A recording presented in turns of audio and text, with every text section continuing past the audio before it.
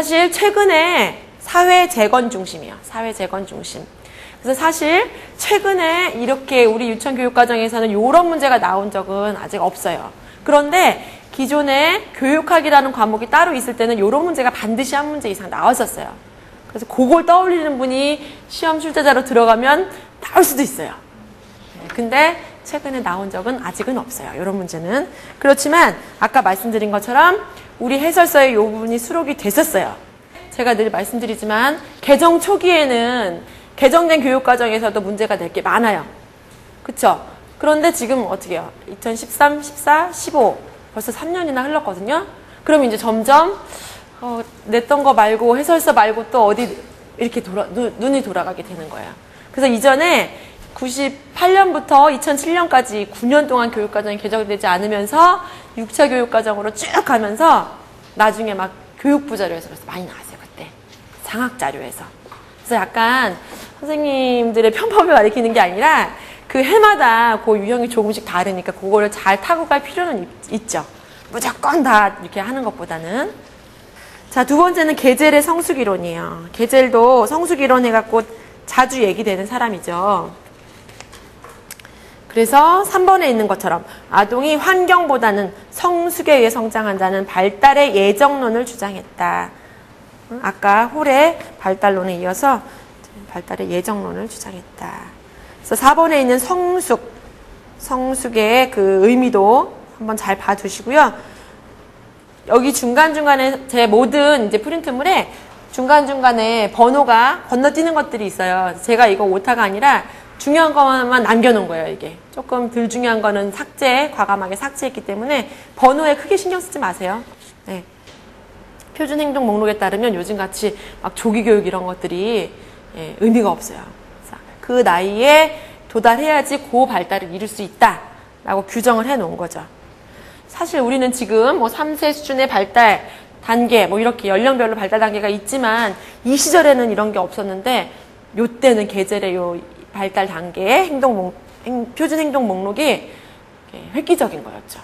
아예 없었던 것들을 만들었으니까. 프로이드 문제 나와요. 그쵸? 우리 선생님들 아까 기출문제 봤었지만 올해 나왔다고 내년에 안 나오지 않아요. 프로이드, 프레벨, 아까 듀이도 그렇고 정말 중요하고 반복되는 사람들은 진짜 확실히 알아놔야 돼요. 점수 주려는 문제라 그랬잖아요, 아까. 근데 그거 이제 작년에 났으니까 안 보고 틀리면 곤란하잖아요, 그쵸? 자, 1번에 들어갈 건 뭐예요? 네, 원초화.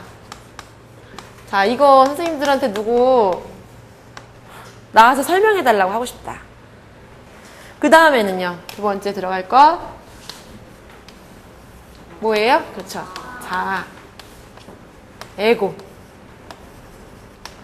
그리고 세 번째가 뭐예요? 초자아,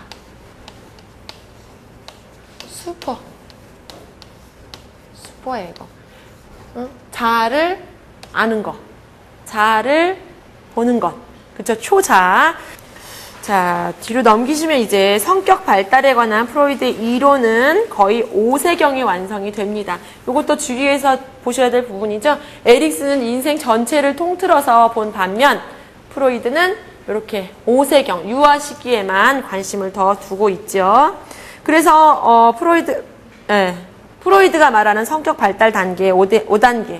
기본이죠. 이건 진짜 2학년 선생님들도 다 외우셨죠? 줄줄. 자, 첫 번째 무슨 단계예요? 네, 구강기. 자, 리비도라고 하죠. 자, 에릭슨은 독일 프랑크푸르트에서 출생했대요. 그래서 쭉 읽으시다가 요 에릭슨의 저서를 제가 써보시라 그랬는데 기억나는 책 아동기와 사회라는 책입니다. 그래서 우리가 사실은 이 성격 발달 단계 8단계는 아시잖아요. 근데 그 내용이 어디 들어있냐? 아동기와 사회라는 책에 그 내용을 넣었어요. 또 마찬가지인데 가끔 가다가 저서 물어보는 문제가 나오기도 해요.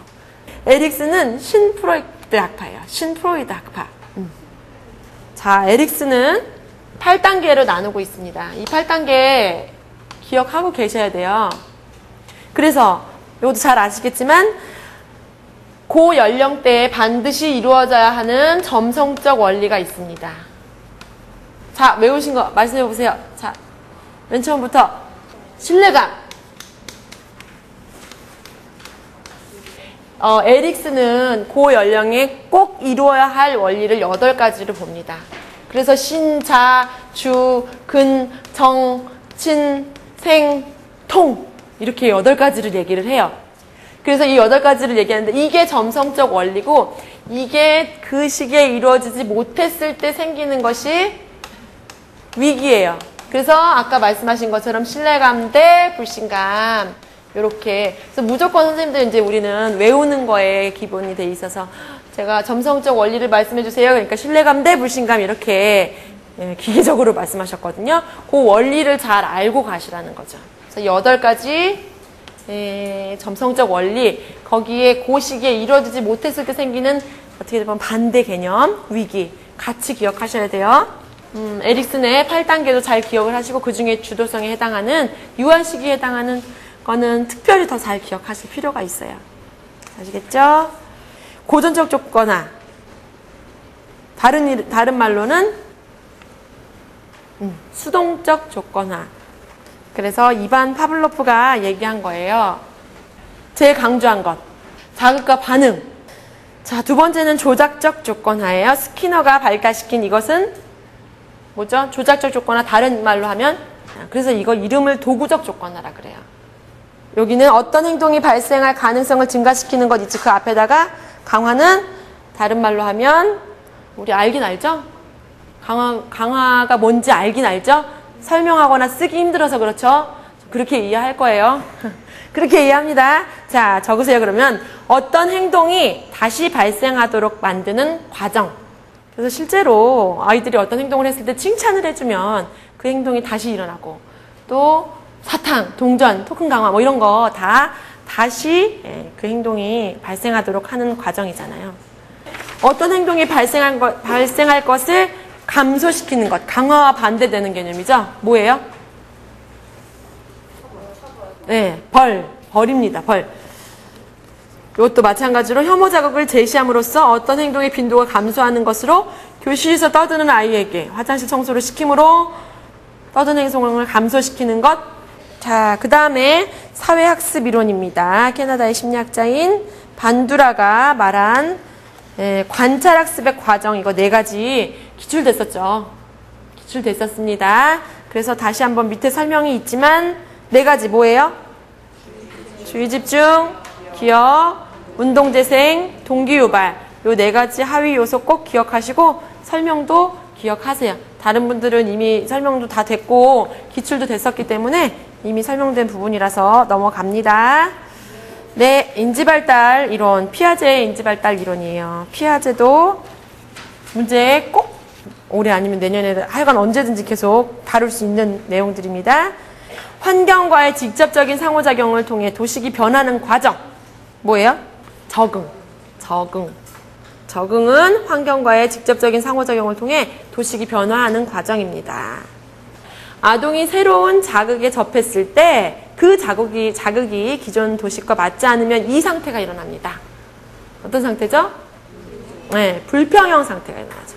그래서 불평형 상태는 긴장과 갈등을 유발해서 평형 상태로 되돌아가려는 노력을 활성화시킵니다.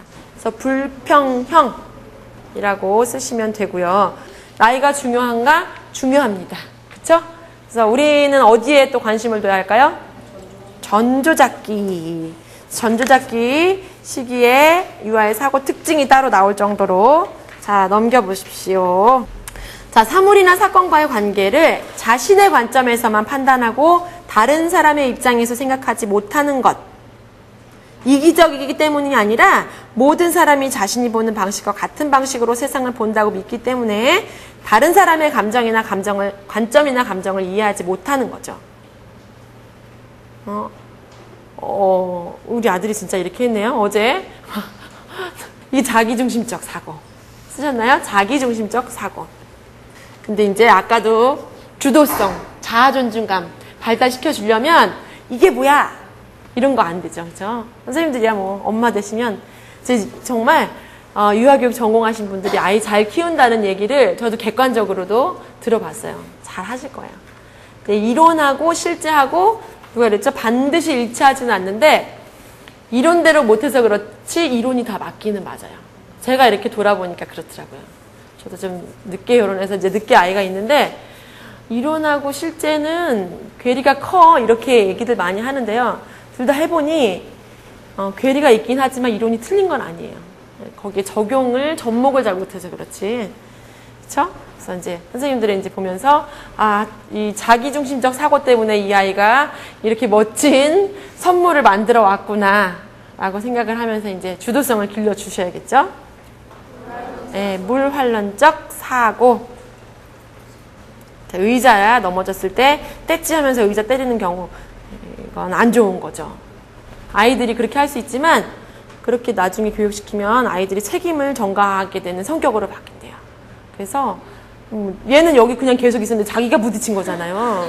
사실 그렇잖아요. 근데 얘를 떼찌해요. 이건 좋은 교육 방법이 아니에요. 잘 아시죠? 물컵에 물이 이만큼 담겨서 이것을 이렇게 넓고 깊은 곳으로 딸았을 때 이것도 그 뭐더라? 사투리죠? 딸컸을 때? 딸았을 때 그 양이 같다는 거 이렇게 옮겼을 때 같다는 것을 알지 못하는 것이 바로 비가역적 사고예요.